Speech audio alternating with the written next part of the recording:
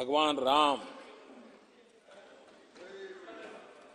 आदरणीय अध्यक्ष जी, भगवान राम न सिर्फ अपने घर लौटे बल्कि एक ऐसे मंदिर का निर्माण हुआ जो भारत की महान सांस्कृतिक परंपरा को नई ऊर्जा देता रहेगा। और आदरणीय अध्यक्ष जी, अब हमारी सरकार का तीसरा कार्यकाल भी बहुत दूर नहीं है। ज्यादा से ज्यादा 100-125 दिन बाकी है। और अब की बार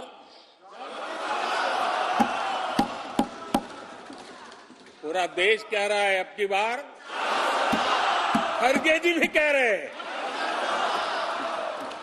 लेकिन अध्यक्ष जी, मैं आमतौर पर ये आंकड़े के चक्कर में नहीं पड़ता, लेकिन मैं देख रहा हूं देश का मिजाज एनडीए को तो 400 पार कर पाई के रहेगा, लेकिन भारतीय जनता पार्टी को 370 सीट अवश्य देगा।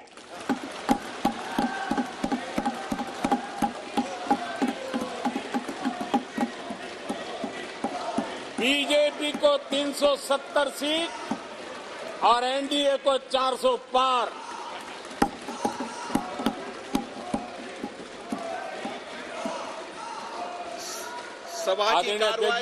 सभा की कार्रवाई इस विषय की समाप्ति तक बढ़ा दी जाए। आदरणीय अध्यक्ष जी, हमारा तीसरा कार्यकाल बहुत बड़े फैसलों का होगा।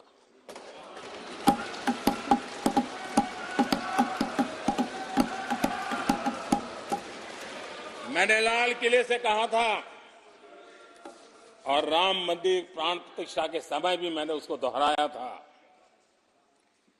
मैंने कहा था देश को अगले 1000 वर्षों तक समृद्ध और सिद्धि के शिखर पर देखना चाहिए।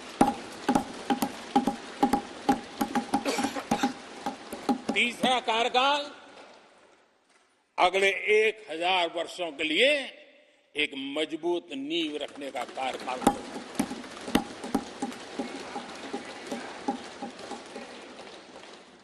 आदरणीय अध्यक्ष जी, मैं भारतवासियों के लिए, उनके भविष्य के लिए बहुत ही विश्वास से भरा हुआ हूं। मेरा देश के 140 करोड़ नागरिकों के सामर्थ्य पर अपार भरोसा है। मेरा बहुत विश्वास है।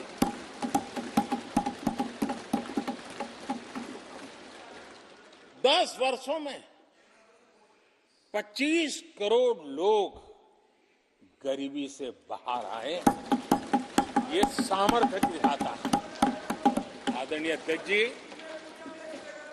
मैंने हमेशा कहा है कि गरीब को अगर साधन मिले, गरीब को अगर संसाधन मिले, गरीब को अगर स्वाभिमान मिले, तो हमारा गरीब गरीबी को परास्त करने का सामर्थ्य रखता है। और हमने वो रास्ता चुना और मेरे गरीब भाइयों ने गरीबी को परास्त करके दिखाया है। और इसी सोच के साथ हमने गरीब को साधन दिए, संसाधन दिए, सम्मान दिया, स्वाभिमान दिया। 50 करोड़ गरीबों के पास आज बैंक खाता है। कभी वो बैंक से गुजर नहीं पाता। 4 करोड़ गरीबों के पास पक्का घर है। घर उसके स्वाभिमान को एक नया सामर्थ्य देता है। 11 करोड़ से अधिक परिवारों को पीने का शुद्ध जल पानी नल से मिल रहा है। 55 करोड़ से अधिक गरीबों को आयुष्मान भारत कार्ड मिला है। घर में कोई भी बीमारी आ जाए, उस बीमारी के कारण फिर से वो गरीबी की तरफ लुढ़क न जाए, उसको भरोसा है कितनी भी बीमारी क्यों ना आ जाए, मोदी बैठा है। 80 करोड़ लोगों को मुफ्त अनाज की सुविधा दी गई है। आदरणीय अध्यक्ष जी, मोदी ने उनको पूछा जिनको पहले कोई पूछता तक नहीं था। देश में पहली बार रेहड़ी पटरी वाले साथियों के बारे में सोचा गया। पीएम स्वनिधि योजना से आज वो ब्याज के चक्कर से बाहर निकले, बैंक से पैसे लेकर अपने कारोबार को बढ़ा रहे हैं। देश में पहली बार हाथ का हुनर जिनका सामर्थ्य है, जो राष्ट्र का निर्माण भी करते हैं, ऐसे मेरे विश्वकर्मा साथियों के बारे में सोचा गया। उनको आधुनिक टूल, आधुनिक ट्रेनिंग, पैसों की मदद, विश्व एक मार्केट उनके लिए खुल जाए, ये मेरे विश्वकर्मा भाइयों के लिए हमने कहा। देश में पहली बार पीवीटीजी यानी जनजातियों में भी अति पिछड़े जो हमारे भाई बहन हैं, संख्या बहुत कम है, वोट के हिसाब से किसी को नजर नहीं जाती। हम वोट से परे हैं, हम दिलों से जुड़े हैं और इसलिए